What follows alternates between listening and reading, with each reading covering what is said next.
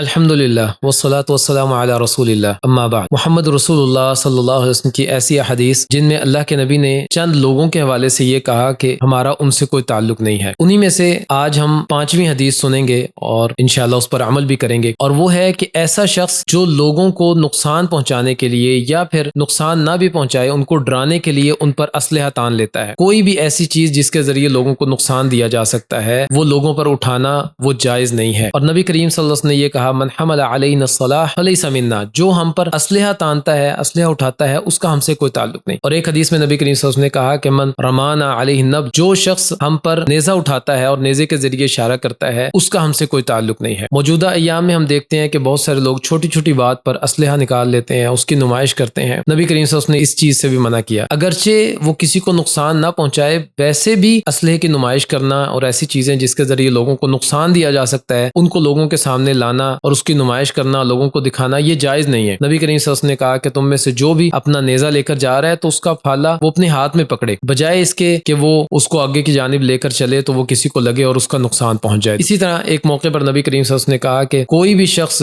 جو کسی بھی لوہے والی چیز سے کسی شخص کو اشارہ کرتا ہے اللہ کے فرشتے اس پر لعنت بھیجتے ہیں حتیٰ کہ وہ اپنے اس کام سے باز آ جائے۔ اب لوہے والی چیز اس میں ساری چیزیں آ جاتی ہیں، کوئی چھری سے اشارہ کرے یا پھر جو اسلحہ ہے وہ بھی سارے کا سارا لوہے سے بنتا ہے۔ لوہے سے یہاں پر اللہ کے نبی نے یہ مراد لیا کہ ہر وہ چیز جس کے ذریعے لوگوں کو نقصان دیا جا سکتا ہے۔ اور پھر اللہ کے نبی نے اس حدیث کے آخر میں کہا کہ اگرچہ وہ اس کا اپنا سگا بھائی ہو، یعنی مذاق میں بھی کسی کی طرف اگر کسی چیز سے اشارہ کرتا ہے تو نبی کریم صلی اللہ علیہ وسلم کہتے ہیں کہ فرشتے اس پر لعنت کرتے ہیں۔ تو ہمیں چاہیے کہ ہم ایسی تمام چیزیں جس کے ذریعے لوگوں کو نقصان پہنچ سکتا ہے ان کو لوگوں کی طرف اشارہ نہ کریں، جیسے عموماً کچھ لوگ ڈرانے کے لیے بھی اشارہ کر دیتے ہیں۔ تو اللہ کے نبی نے کہا لا یحل لمسلم ان یروع مسلما، کسی مسلمان کے لیے یہ جائز نہیں ہے کہ وہ کسی دوسرے مسلمان کو خوف زدہ کر دے یا اس کو ڈرا دے، تو یہ جائز نہیں ہے، درست نہیں ہے۔ کسی بھی جھگڑے میں کسی بھی لڑائی میں ہمیں اسلحہ نہیں نکالنا چاہیے، اور اللہ کے نبی نے اس حوالے سے بھی ہمیں آگاہ کر دیا۔ ایک حدیث میں اللہ کے نبی نے بیان کیا کہ تم میں سے کوئی بھی شخص وہ اپنے معاملات میں اپنے جھگڑوں میں اپنے اسلحے کو باہر نہ نکالے، ممکن ہے کہ شیطان اس سے وہ چلوا دے اور پھر وہ جہنم کی آگ میں گرا دیا جائے، یعنی جب وہ نکالے گا تو عین ممکن ہے کہ وہ اس کو چلا بھی دے یا پھر غصے کی حالت میں وہ اپنا آپ کھو بیٹھے اور اس پر کوئی ایسا وار کر دے جس کے ذریعے سے اس کو نقصان پہنچ جائے اور اللہ تعالیٰ اس کے بعد اس کو جہنم کی آگ میں گرا دے۔ اور اس میں نبی کریم صلی اللہ علیہ وسلم کی ایک اور حدیث میں یاد رکھنی چاہیے جس میں اللہ کے نبی نے یہ بیان کیا کہ اگر 14 کے 14 طبق، 7 زمینیں 7 آسمان کسی ایک بندے کے قتل کے اندر شامل ہو جائیں تو اللہ تعالیٰ سب کو اوندھے منہ جہنم کی آگ میں گرا دے۔ سارے تو شامل نہیں ہوں گے، کوئی مشورہ دینے والا ہوگا، کوئی چیز لانے والا ہوگا، کوئی اٹھانے والا ہوگا، کوئی مارنے والا ہوگا، لیکن یہاں پر ہمیں محتاط ہو جانا چاہیے، اپنے غصے کو پی لیں، اور اس پر بڑی فضیلت ہے نبی کریم صلی اللہ علیہ وسلم کی طرف سے۔ تو کسی بھی شخص پر ایسی چیز تاننا جس کے ذریعے اس کو نقصان پہنچ سکتا ہے یہ جائز نہیں ہے، اور جو ایسا کرتا ہے اللہ کے نبی کہتے ہیں اس کا ہم سے کوئی تعلق نہیں۔ تو ہمیں کوشش کرنی چاہیے کہ ہم اپنے جھگڑوں میں صبر کا مظاہرہ کریں، اللہ تعالیٰ سے اجر کی امید رکھیں، اللہ تعالیٰ عمل کرنے کی توفیق عطا فرمائے۔ السلام علیکم ورحمۃ اللہ وبرکاتہ۔